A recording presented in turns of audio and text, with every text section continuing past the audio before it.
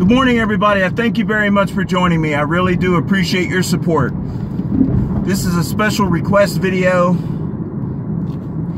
This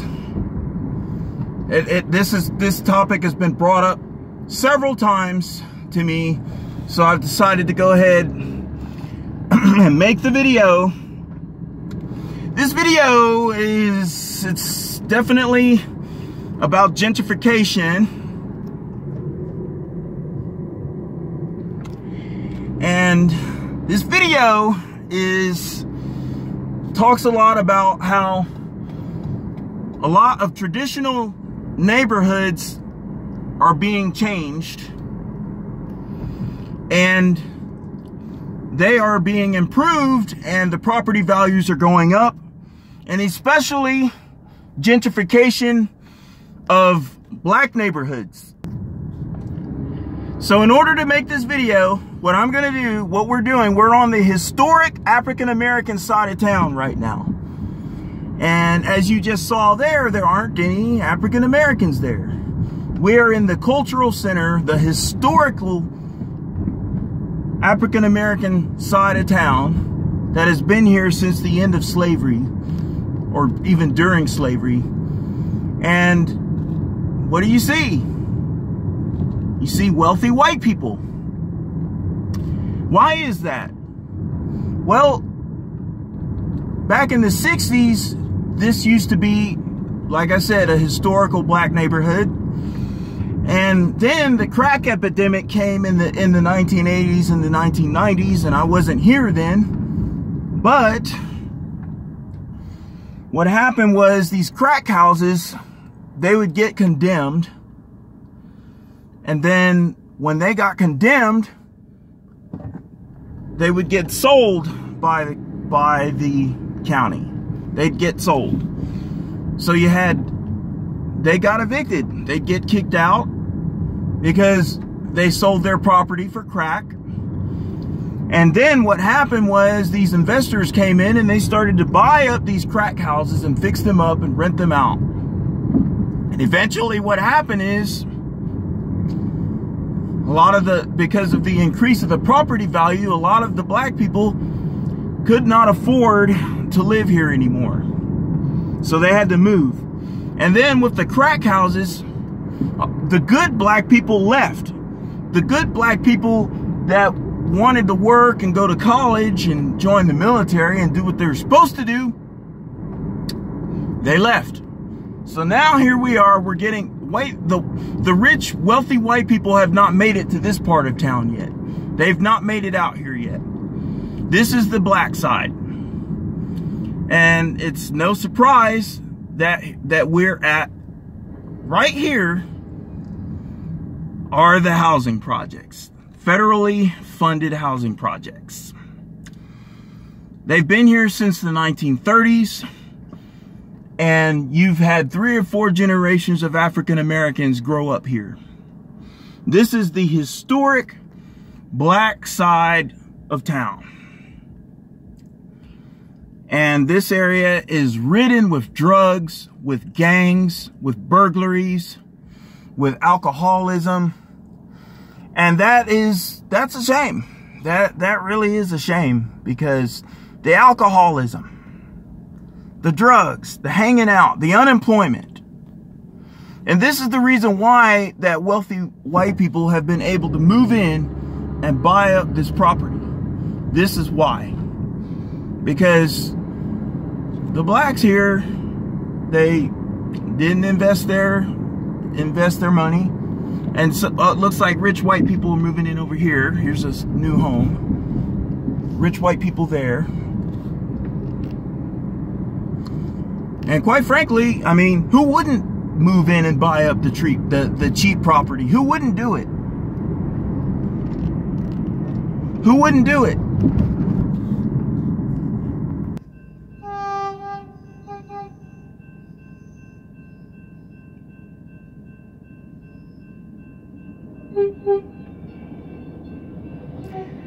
And see, the thing is, the rich white people haven't made it this far yet. But as you can see, they've got their eyes on this area, as evidenced by this train. The rich white people are coming. More of them are coming. And the traditional African Americans are leaving. So we call that reverse white flight and black flight. The more rich white people will be coming out here. They will be coming. And the thing is, there is nothing that the blacks can do about it. Back in the 90s, a lot of the African Americans were, you know, when they should have been staying away from drugs and staying away from gangs. Here's some more federally funded housing projects here. Here's some more housing projects. This is where the blacks live. They live here in the housing projects. They went from owning land back in the early 1900s to being self-employed, owning farms, to moving into a home, to moving into the projects.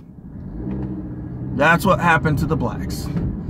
With the breakdown of the family, the selling drugs, the gangs, the alcoholism, the blacks, they don't stand a chance. Look at the black family.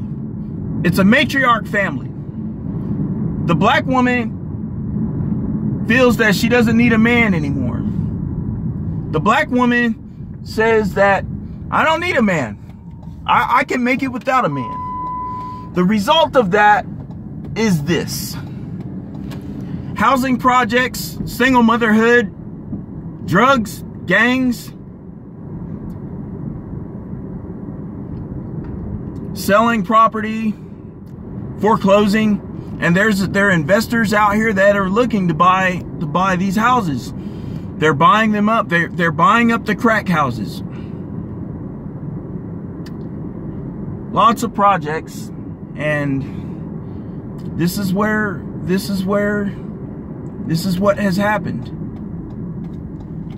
with the breakdown of the black family. You know, can't afford to own a home anymore.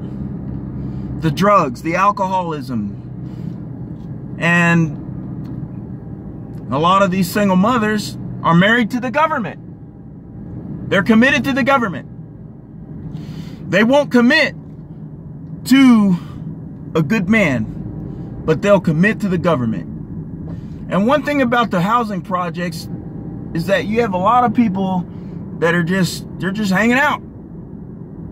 No ambition. You know, a lot of these men, they're selling drugs, or they're on drugs. And that's the thing that gets me. That's why wealthy, rich white people move in, buy up the property, gentrify the neighborhood. The white people want to get rid of the crime. They want to get rid of the drug dealers You know, I mean, this is the reason why this is why it's happening. This is why you have gentrification. Some people flip houses for a living. That's what they do. And they make a lot of money flipping houses. And I don't blame them. It's a good way to make a living.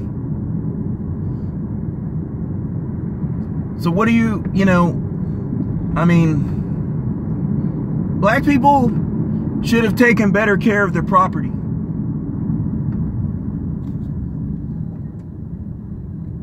That's what should have happened. And look at this here.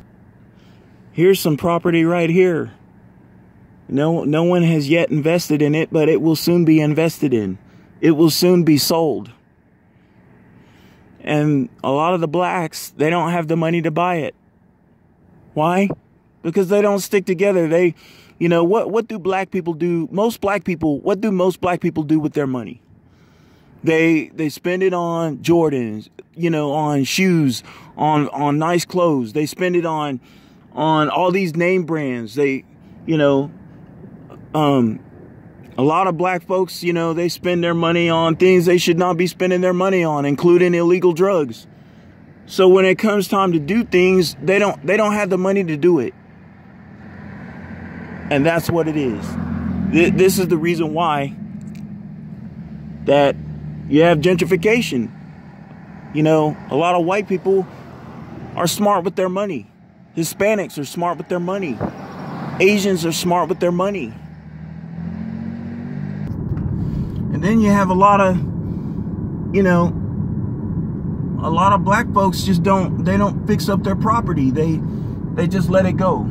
It goes to code violation. You know, it goes to foreclosure. And so, of course, somebody's going to come in and capitalize on it like they did. Somebody, rich white person bought that lot, you know. Rich white people over here, look, they bought this now. More gentrification. It's coming. So this is what I have to say about this. Oh, look, now this one's for sale. This lot's for sale. Yep, more gentrification is coming. Black people, you know, need to stop blaming white people. Stop blaming white people. That's what I have to say about that. I thank you for joining me. I appreciate your support. Thank you very much.